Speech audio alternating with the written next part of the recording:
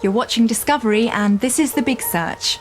Now, if you're looking to travel somewhere that offers you beaches to laze on, mountains to hike up and rivers to coast down, then you should consider Papua New Guinea, just to the north of Australia. Here's Johnathan from Lonely Planet to show us around.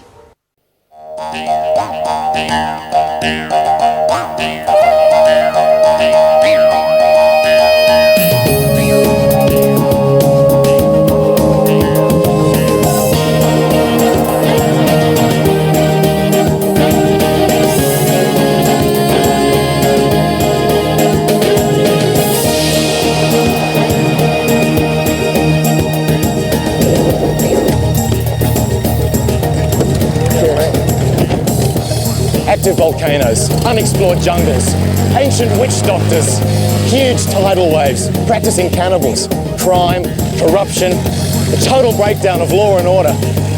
I have heard so many horror stories about Papua New Guinea, it begs the question, who in their right mind would come here? No, stop! Stop! Stop! No!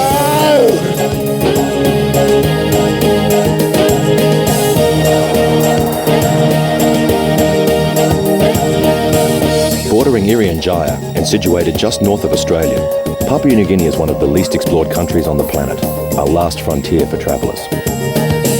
From the capital Port Moresby, I head to the highlands town of Goroka before taking a trip along the Sepik River. Then I pick up a flight to Rabaul on the island of New Britain.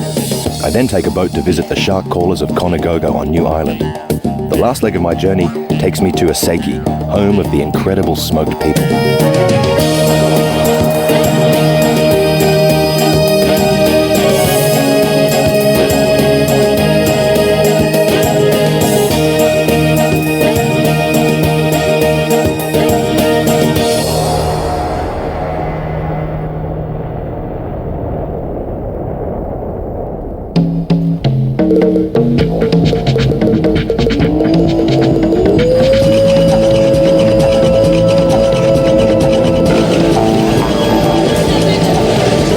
Just arrived in Port Moresby, so the first thing I've got to do is find a decent bed.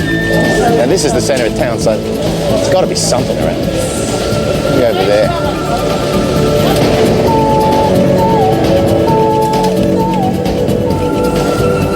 $40 a night, and the water doesn't work.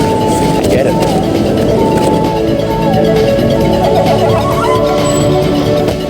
$70. Afraid my budget doesn't stretch quite that far.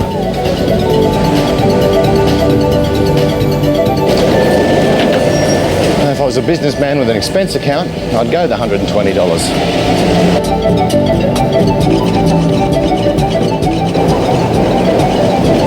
Well, finally looks like I found somewhere.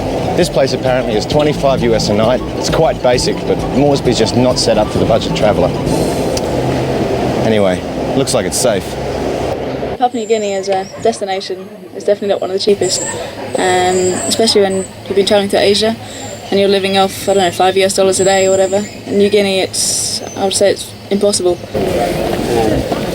Port Moresby was once described by the travel writer Paul Thoreau as the most violent and decrepit city on the face of the planet. It was 10 years ago, and things have actually gotten worse. See, there's a real siege mentality here. This place is run by gangsters called rascals. And don't let the name fool you, these aren't kids. These are some of the toughest killers you'll find anywhere. In fact, the police don't even patrol this particular area. I really shouldn't be here at all.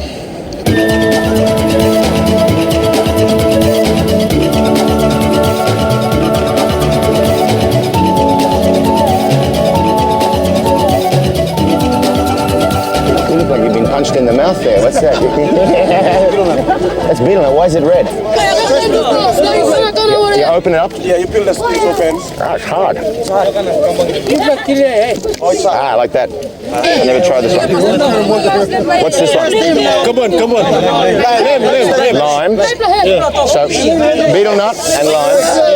Okay. I eat this. What the guys didn't tell me is that the lime is eaten with a stick of pure mustard, and it's the potent chemical reaction that turns your mouth red. What's it going to do to me? Does it make me strong? Oh. Yeah.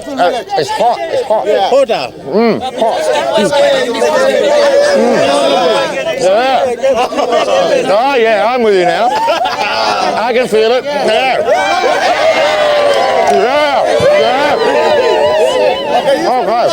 Okay. Like beer. Spit. It tastes foul, but it's sort of hot and chilly like, and I'm gone all numb. And, thanks, guys. Yeah, thank you very much. Let's go.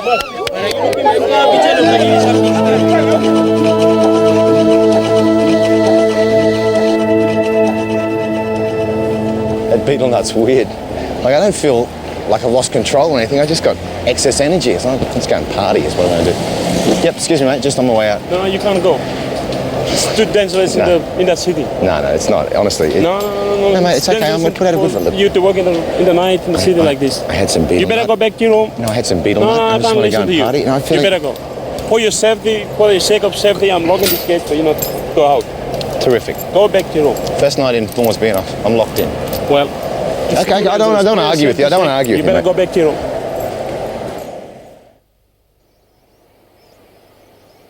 What name belong you? What's your name? Name belong me. My name is.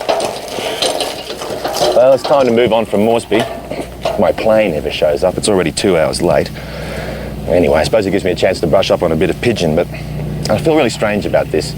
Basically, it's a bastardized form of English, which was taught by white colonialists to black people, thinking that they weren't capable of learning proper English.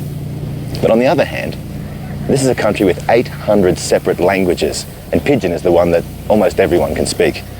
So I really need it. It just sounds so silly. Number 1 Jesus man. The Pope. Number 1 Pickaninny belong Mrs. Queen. Prince Charles. Nice one. Nice one.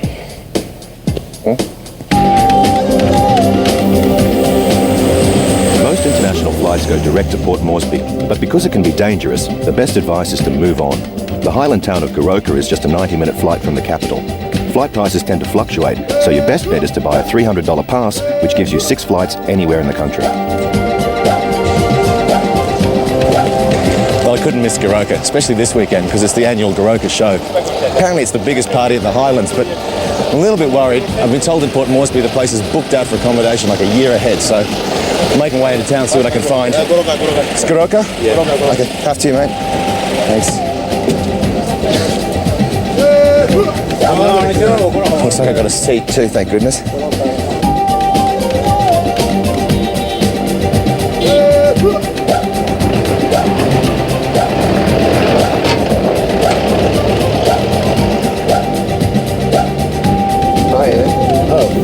Hi, I'm Johnathan. John. Same name. Almost. Right. Just tell me, this guy's not going to hit me with that axe, is he? It's a mudman. He's a mud man. Yeah, Is this his mud? that's right. It's a clay. This mud? Yes. Ah, is it? And what's this made of? Clay. Clay. Must be heavy. Can I feel? Is it okay? It's not. Wow. Bit heavy. You go to the show, Goroka show? Man, that is really heavy. Heavy. How can you wear this? You must be very strong, huh? Yeah. I think so. He's gonna put it on his head. Yeah? Can I see? Yeah. There you go. He's going to break his neck with that. It's about 20 pounds. Wow, that is impressive.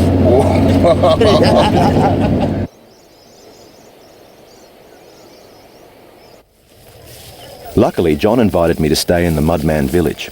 When we arrived, the Mudmen were beginning a rehearsal for the Goroka show. It turns out the village attacked the Mudmen first. Tired and outnumbered, they retreated and hid in some mud pools.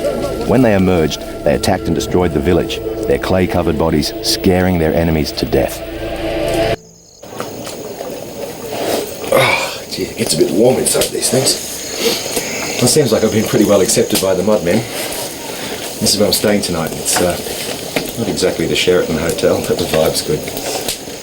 Anyway, tomorrow's the Goroka show. I'm really looking forward to it, except somehow think I've seen the best show in town already. Tribal war. Look at this. Dinner. Tickets? Ticket? Yes. How much? 15 kina. 15 kina. It's about 40 cents to the kina. $6. Suppose that's not bad value. Looks like fun anyway. Thanks, brother. Got a ticket? Got a ticket, yeah. Hey, this looks wild.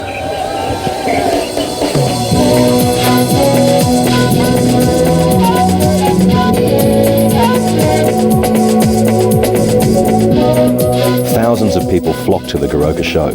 It takes place in mid-September, but only in even-numbered years. In the past, it has included some recently discovered tribes making their first trip to the outside world. It's definitely the biggest show in the Highlands, so if you plan to see it, make sure you book accommodation well in advance.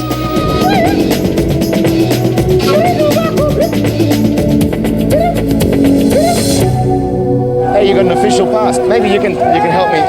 I'm just interested to know how long the show has been going. The show started in the early 50s by the first missionaries who came here. Because there were a lot of tribal fightings and they want to get the community together. So they sort of put into a competition where people come to parties to get small prizes like sword and... So they made a dance competition to stamp out the war. That's right. Is it working? It worked, yeah. Well, there seems to be an awful lot of people here. Yeah, there are over 100 tribes in the islands region, but currently there are about 84 tribes performing at this stage. Wow. So which one would you recommend me to see, like the most interesting one? Yeah, all are interesting, but there's one, what we call a skeleton man.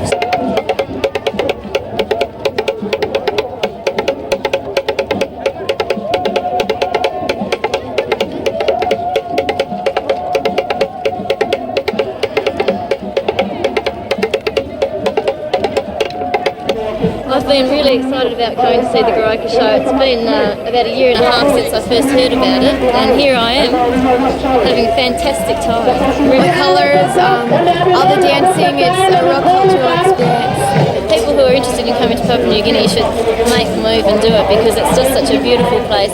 You hear a lot of stories and a lot of them are true. I've had friends who have lived here and they were very cautious to warn me of things before I came. Listen to the stories for sure, and take heed of them, pay heed to them and do what's sensible, be careful, but doesn't prevent you coming here. Single woman on my own, I haven't had a problem. It's great, go ahead and do it.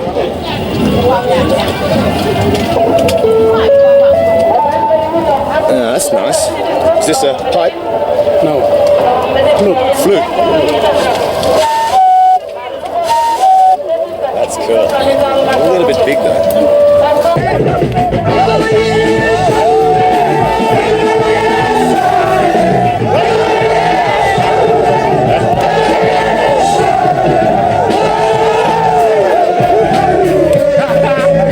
Yeah, this is the Goroka show, alright. Definitely the biggest party in town. Over here there are rascals here. There's pickpocketing, especially at the Goroka show in large groups. You'll get a lot more, but the crime rate, like I said, is higher. You got to be more careful.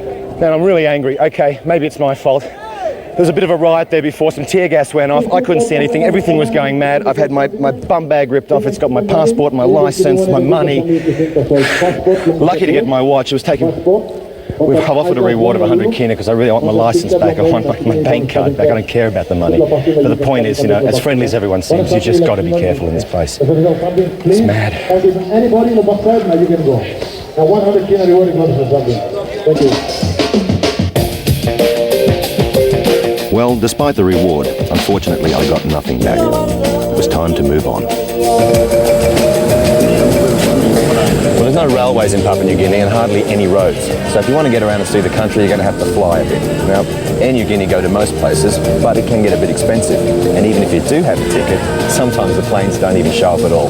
That's true, isn't it? I love your hair. Do you mind if I get a shot? Get a Polaroid then. Instant.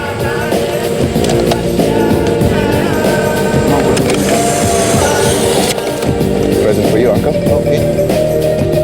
The next part of my journey takes me west, over Mount Hagen, to the town of Tari, situated at 7,000 feet. Mari Marit. Wedding. Oh, that's what they're on about. The guys I met on the flight from Goroka have invited me to a wedding, I think. Mudit is Reading, huh? Yeah. I'm gonna have to learn Pidgin, I think. Yeah. Feel a little bit underdressed, I've got to be honest.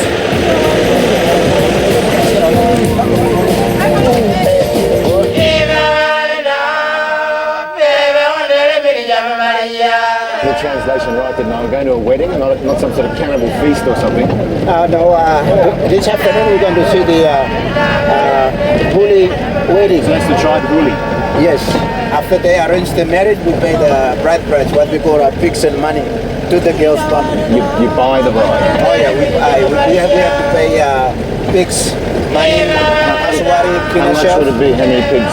The value pig is going to be about 24, 30 pigs, depend on 30 pigs for one woman. one woman. It's quite Expensive. Oh yeah. So how many wives can you have?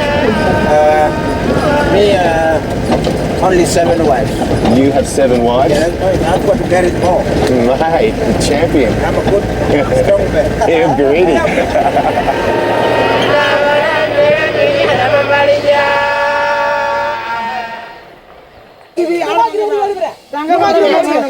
Which is the bride? That's the one in This black. one with the blood on the body. It's more like a war than a wedding. Yeah, because the girl's mother, she's not happy. Because the man there, he already married at least about 5 wives. And he divorced. So that's mean he never taken care of the wife. What's he doing? He's carrying their kina shell. When the country become independent, we use that as money, and we name our currency called kina and toya. Oh, kina after the shell, I see. Yeah, kina shell. Okay. And the one he's holding there is a curry shell. She want the pig. She don't want the curry shell. That's the problem.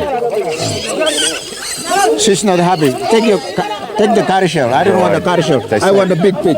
We say in Australia, if you want to know what a girl looks like in 20 years, look at the mother. I think he's better off not marrying Mike.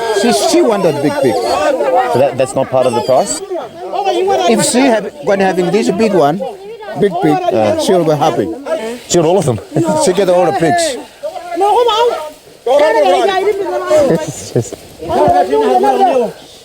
She's a tough old bird. It's unbelievable. I mean, if this is the first day of their marriage, what's the future going to be like? Oh, thank you. Come and take a seat. Thanks very much. Arigo, we want to bring out our Yeah. ini biar bro. Padi na antena banari kan Muhammad jangan na ini biar bro. Onda mpu wido ram do. Do. Karena Di ko ida da. Auto maro. Au. Eat. Ogo ngero na. Eat this. Ona. Eat that part. It tastes like lemon. So ginger. Ona. And what he has on his hand is a lemongrass. Oh, right. And the one in the container is a special magic. So that will take you far countries. Don't eat. Oh, sorry. So yes to smell. Squeeze it. Ah, that's the lemon I can't smell very much though. Hey, Nangi. From Tari, I head north to the small village of Ambunti, situated on the Sepik River.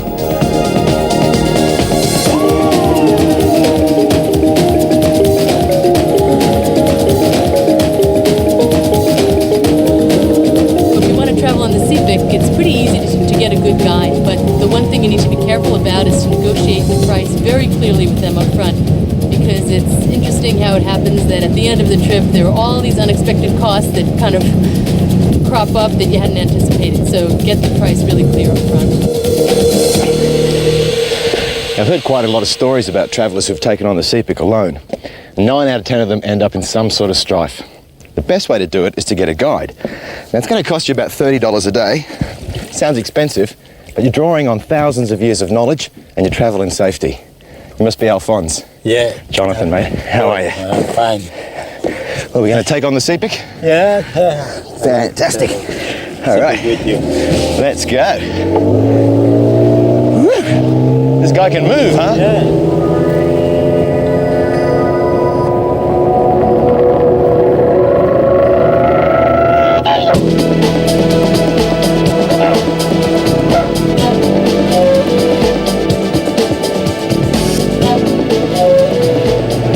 How long is the Sepik? It's one of the biggest river in the world.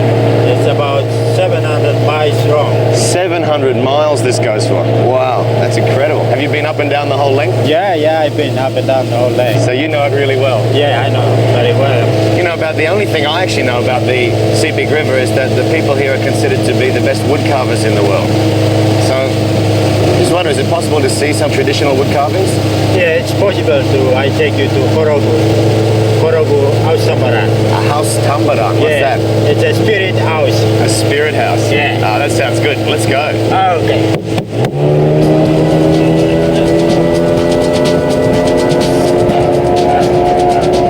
If you're visiting the Sepik River, it's best to go in the dry season between June and October.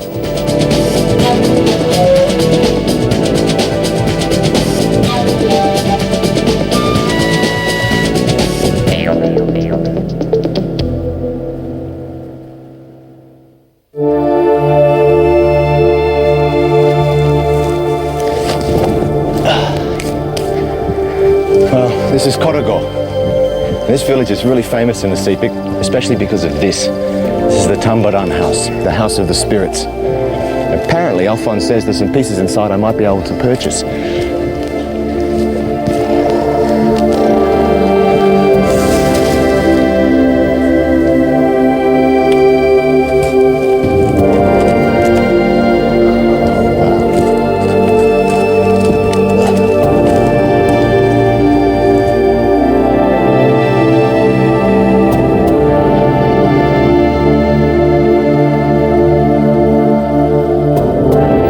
Produces some of the most amazing and varied art in the Pacific. Masks are intricately carved in wood and clay by master carvers and usually have great spiritual significance. Hello. Yeah, I'm Jonathan. I'm James. Nice to meet you. This is a fantastic house. Yeah. How long did it take you to build this? 6 years. 6 years? 6 years. To build one house? Gee, it's incredible work. What's the purpose of the house? This is a spirit house. That's for only the men. That's our traditional customs. But women can't come in here? Women can't come in. That's only for men. This is where you hide from your wife, is it? Oh, yeah. And what's the significance of the Tambaran? That's for Tambaran. Alphonse was explaining it. What are these spirits? Spirits. This is the spirit. Is it possible to buy any of these pieces? Yeah. They're all for sale. In a spiritual house, I can buy a spirit. Yeah. That's great. Yeah, but look. The work is beautiful. Yeah. Now this one catches my eye. It's got a bit of age to it. It's quite a whole one. Covered in cobwebs. This is, what's that used for? That's for hanging the baskets. Oh, it's a hook. So yes, to hang hook, things yes. on. That's beautiful. That face, it's got a really lovely smile, hasn't it? Yeah. How much would that be? It's 20 kina. 20 kina.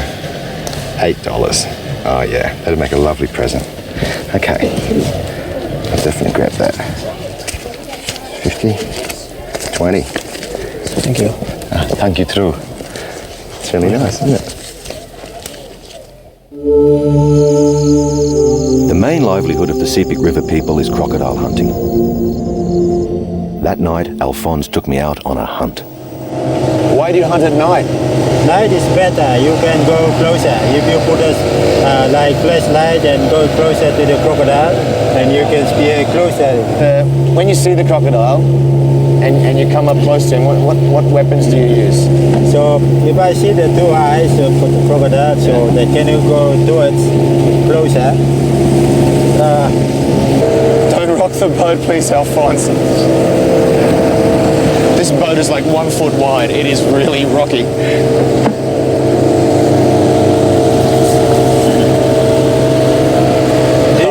Man, you could hunt Moby Dick with that one. Spear. You do spear the crocodile and go in like this and stuck in there. And what's the rope for? This is so for, you don't lose it. And you can break this rope and then just pull it. Boom. Wow. Pull it away. Yeah. Sharp too. And then you can hold this wood, floating wood, and float it up, and you can hold it and pull this rope. Sees one. I can see his eyes. Like two little lights.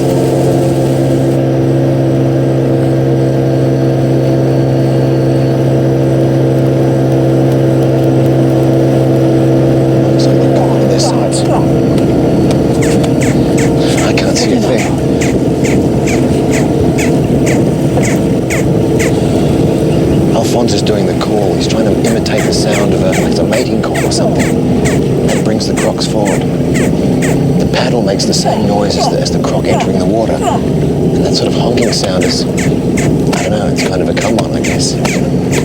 Maybe it's sexy for a croc.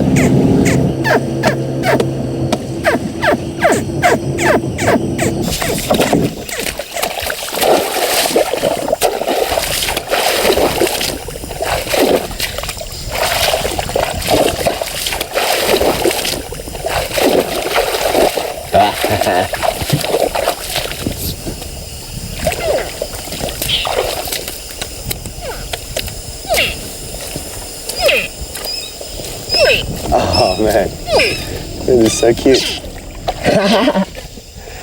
What? Yeah, look. It's good salt water. Salt, different in color. I'm holding a crocodile. I don't believe it. Well, he's definitely not big enough for a pair of shoes. Oh, I can make it like a hat. A hat? Yeah, No. hat. It's too small. No. Oh no.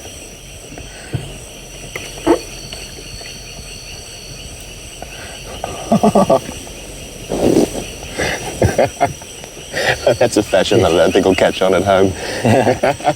A croc this size isn't killed. It'll be farmed and bred in the village.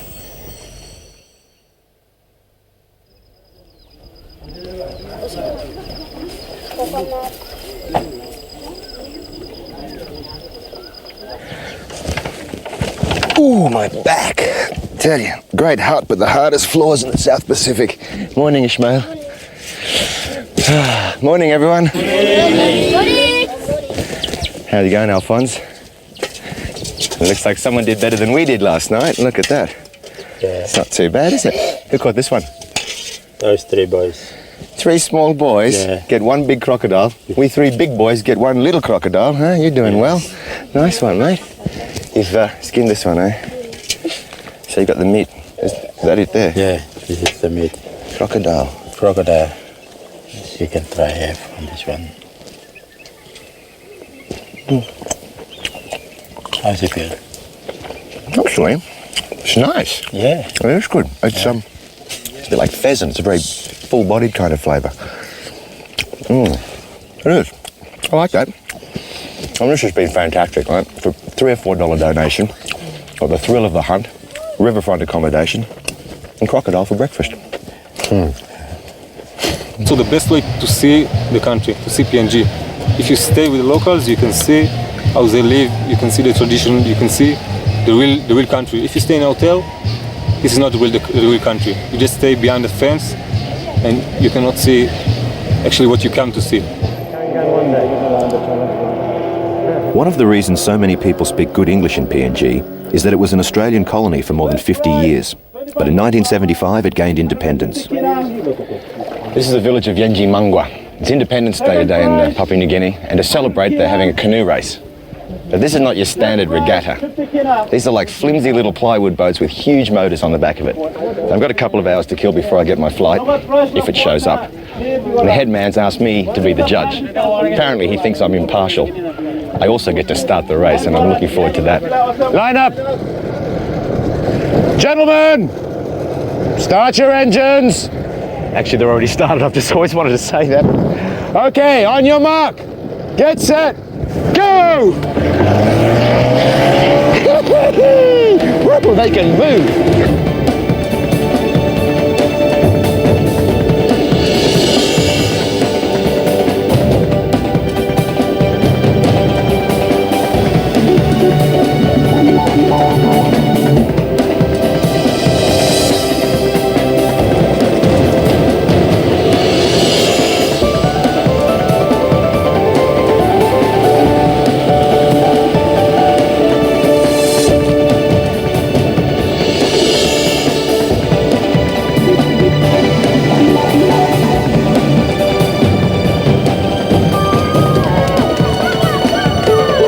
This has got to be the champ.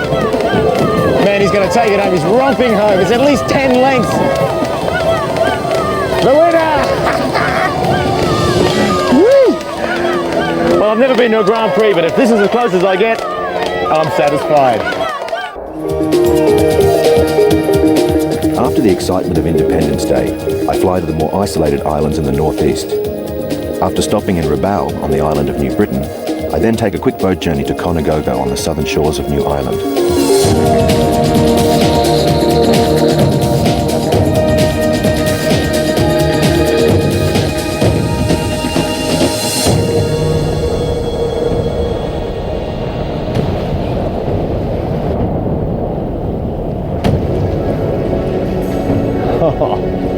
That's incredible. Ever since I was a kid, I've wanted to see this, a volcano actually erupting in front of my eyes. There's a stench of sulfur in the air. The ocean is actually boiling. 4 years ago to the day, this volcano and one other went off simultaneously and completely buried the town of Rabaul in tons of volcanic ash. Today I think she's having a birthday. And I somehow think I shouldn't stick around to blow out the candles.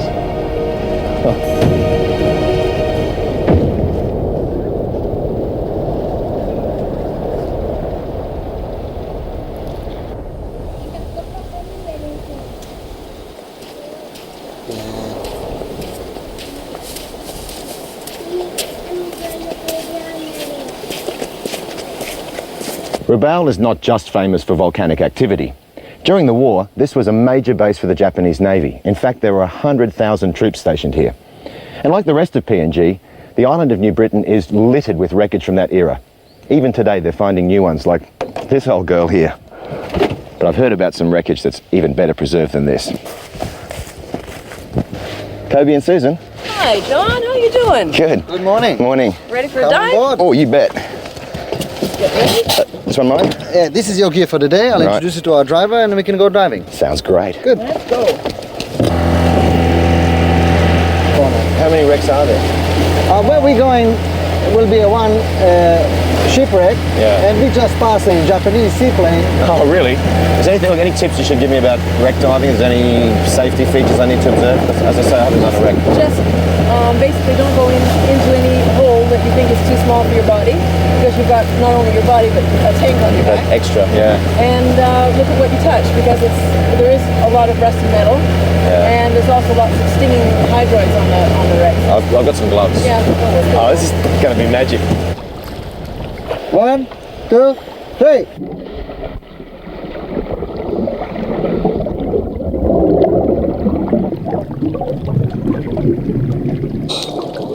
This Japanese vessel is known as George's Wreck. The bow of the ship lies 30 feet below the water, the stern a massive 180 feet. It was used for shipping supplies during the Second World War. After being torpedoed by the Americans, the skipper decided to save his cargo by ploughing the ship full steam ahead onto the shore. But during the volcanic eruptions in 1994, it slowly slipped back down the sea wall and has been slipping ever since.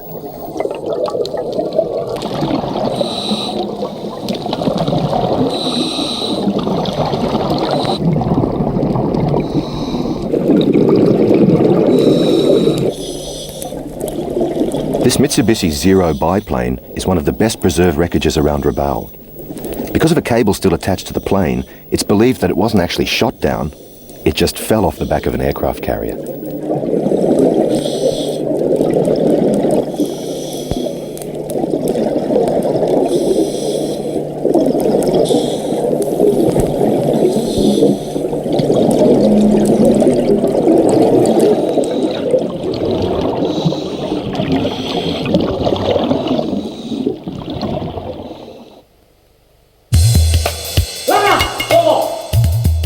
Leaving Rabaul, a short boat trip will take you to Conagogo on New Island.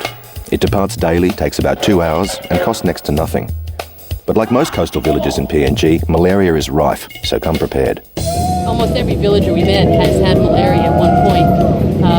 And many people take Lariam or doxycycline, but I have more of a natural approach. And we took homeopathic prevention. We took something called Arsenicum album, 7C, which is the potency twice a day. And we took a remedy called Kina, 200C, once or twice a week. And we're very confident that we're going to avoid malaria. Even though I got many, many mosquito bites, I'm still feeling very good.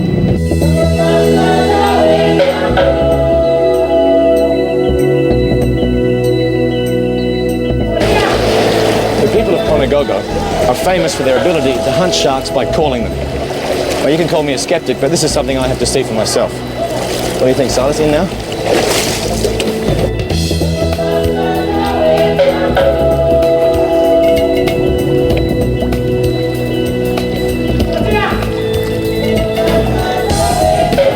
Silas, how deep is it here? It's about 2 miles deep. 2 miles deep, and I'm floating around on a tree trunk. Oh, God, I must be mad. Oh, dear. So, what's the story with the coconuts, anyway? This coconut shells is tremendously important because when the sharks ate it, it thought that there are fish fighting there. Therefore, it rushed to hit. I see. So you trick the shark? As soon as the sharks comes up, we use this bait to the nose of the sharks. Oh, really? Yes, precisely. So that when the shark smells the bait, it keeps following the bait. When the bait comes to our knees, then we pull the bait out and get this trap, say the piece of stick with a note on it. Oh, it's a noose. Rope, the noose. You lasso him. Yes, precisely. And then we just put it down. Put it down like this. Dip it down to the sea, to the level of the shark where it's traveling. It's passing by. Okay, and he goes into the noose? It goes into the noose of the shark, and then we lift the other part, this part down, and then we just pull this one, this side, this part up. That is where the shark get caught. Because this floats. Yes. He can't go down. No, it can't. And then we use that type of as a piece of wood. It's very, very heavy and very, very strong. Special timber. We use it. So I tell you what, I might get busy on the call, eh? Okay. Here, Josie. Here, Josie. I hope he's not a big white pointer. Is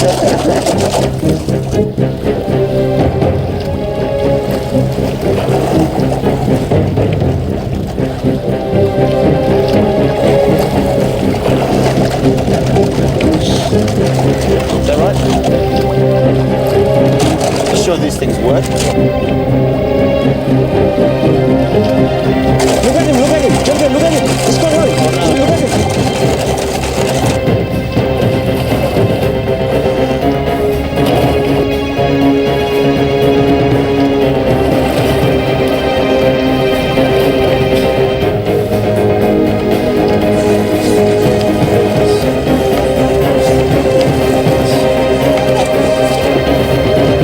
Oh God, he's big. Wow. Oh, that is fantastic. When the hunters catch a shark, they blow a conch shell 5 times as an indication to the village. And even though I didn't land the shark, they gave me the privilege.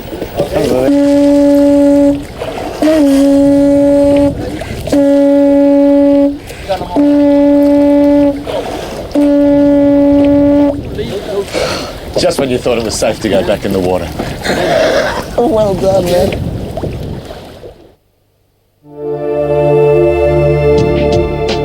As unreliable as flights are, mine was leaving early, so I couldn't join in the shark feast that evening. The last leg of my journey takes me to Asaki, with a stopover in Lae.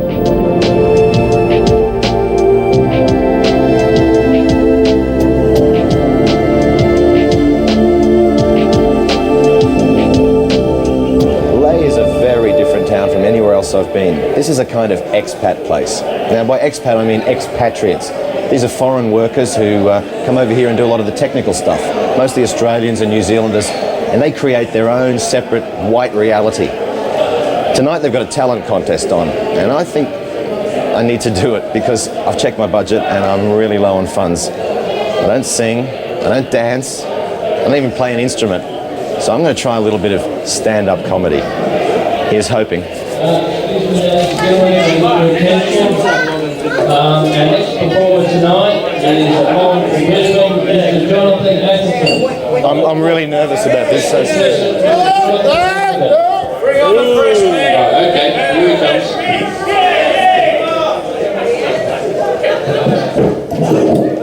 good evening. How are you? Timetables. You've got timetables for your flights here. Why? Why do you go to this incredible effort to print a time that has no bearing on the actual time the flight takes off? I was in Wewak. I missed a flight because it left, wait for it, I'm telling you the truth, it left early. so much for the talent show. Unfortunately, there were no prizes for second place. The next morning, I set out for what was to be the climax of my journey. Outside Leh, near a village called Asaki, the locals are famous for the way they used to bury their ancestors. The Asaki area is home to one of the most interesting burial sites in the world. It's quite a trek from here, but luckily I've met Joe, who knows this area really well. So which way is it, mate? Up the top of the mountain. Another mountain. I get tired, you're going to have to carry me, eh? Eh? You're going to carry me? Eh?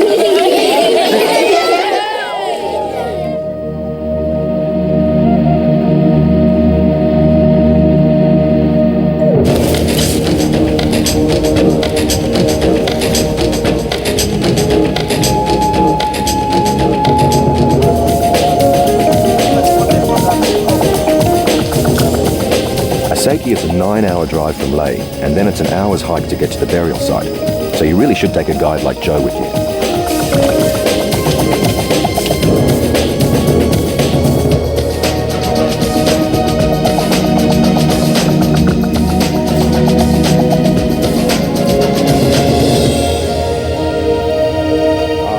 That is unbelievable.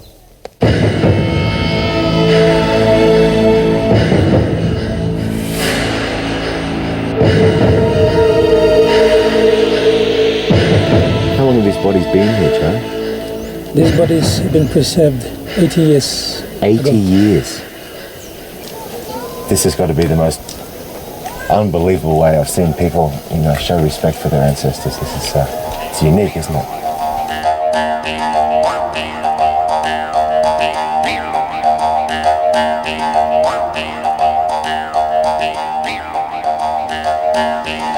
Well, my journey's almost over. And looking at these photos, I can't believe I haven't been here before. I mean, my home is just a 3-hour flight away. I guess I'm as guilty as the rest of the world, though. I've swallowed the myths I've been fed about this place. It really is a beautiful country.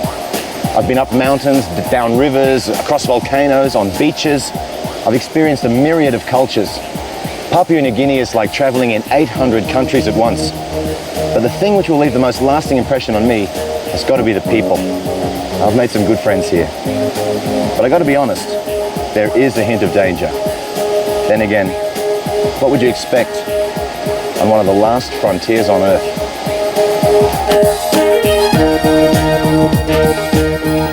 You're watching Discovery, and this is The Big Search.